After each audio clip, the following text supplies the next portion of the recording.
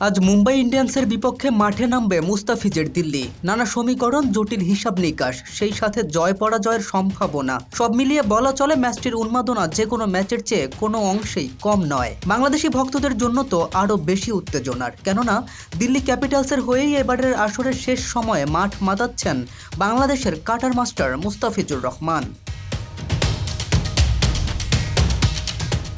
ম্যাচে জয় পাওয়াটা যেন প্লে অফ নিশ্চিত করে দেবে ফিজদের। ডু অর ডাই ম্যাচটি যদি বৃষ্টিতে ভেস্তে যায়, কি হবে অক্ষর প্যাটেলের দলটির? আবহাওয়ার পূর্বাভাস বলছে জোরালো সম্ভাবনা রয়েছে, বজ্রসহ ভারী বৃষ্টি হতে পারে মুম্বাইয়ে। এমনকি দমকা হাওয়া 50 থেকে 60 কিলোমিটার বেগেও বয়ে যেতে পারে। আরব সাগরের পাড়েই অবস্থিত ওয়াংখেড়ে স্টেডিয়াম, তাই প্রভাব পড়াটা খুবই স্বাভাবিক। অতএব যদি বৃষ্টির বাধায় ভেস্তে যায় ম্যাচটি, তাহলে বেশ বেকায়দায় পড়বে দিল্লি।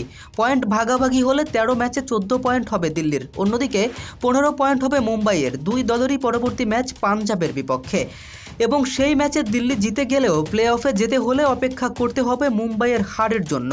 অর্থাৎ টুর্নামেন্টের বাকি পথটা এতটাও সহজ হবে না মুস্তাফিজের দলটার। কেম রাফিন, বিডি আর্কাইভ, ডেস্ক রিপোর্ট।